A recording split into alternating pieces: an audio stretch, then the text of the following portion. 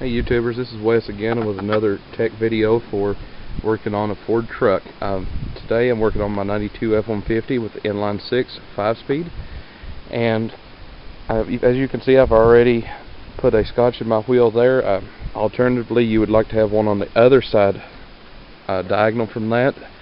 If it's a manual vehicle such as mine, put it in reverse. If you're on a downhill slant like I am, you want to put it in reverse so it's not just going to roll off. Put your emergency brake on, scotch at least 2 wheels just so you don't have to worry about it rolling over you. If it's automatic, just put it in park and put scotch in your wheels and your emergency brake, and you're still on par with what I'm doing here. Today's issue is my water pump is going bad, and although you can kind of see what's going on here, I can feel a little bit of pressure. You can kind of see it. The pulley there kind of moves with me pulling on the fan blade, but once you pull that belt off and it relieves all of the tension off of here, you'll see what I'm talking about. This is a brand new tensioner pulley. I've put on here a brand new tensioner arm actually too. It's like $64 after taxes from Napa Auto Parts, and this is the second one I've had to put on this truck in a year. For whatever reason, they start this really low squeak that turns into a really bad squeal, and then it just kind of tapers in and out. But I think part of the issues is my water pump pulley too. I'll show you in just a second. New belt, so I know it isn't that. I mean, that's just a given. I think it was like $35 for my belt. And just a quick test to show you guys how to check for an old belt is, one is pull on it.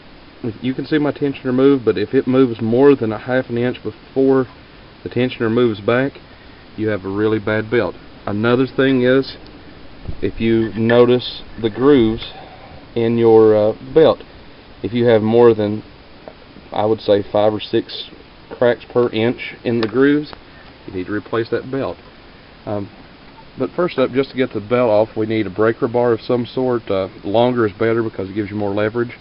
And you need a 15mm 6-point socket, and all you have to do is put it on here like so, as you can see. Also, another thing I want to show is your fan blades also have a gap in them, as you see here, where it's not quite so close as the rest of these. That is for service like this. It allows you to get a better bite down on that bolt.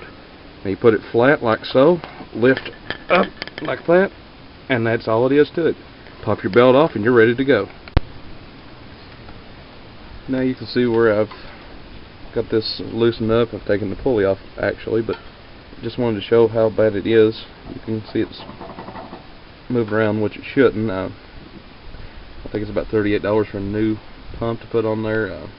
Local CarQuest had one for $46, but it was remanufactured. I took the pulley off of the tensioner pump there just for the sake of, I'm going to try to grease it a little bit since it does have a squeak to it. Just kind of wanted to show the way it works. Just got your bolt, 15mm, you get a little washer, and then you can see your sealed bearing there. I'm just going to try to get some PB blaster or something like that in there just to get it to hush up squeaking. But that's about it. Just a short little section here on the pulley. You can see where I've actually filled it up with PB blaster, just hoping it'll soak down in there and lubricate those bearings on the inside of that, because it's squeaking like crazy. I'll flip it over and do the other side after this soaks in for about 10 minutes. You can actually see where it just says China right there on the piece. Just a cheap pulley, I guess.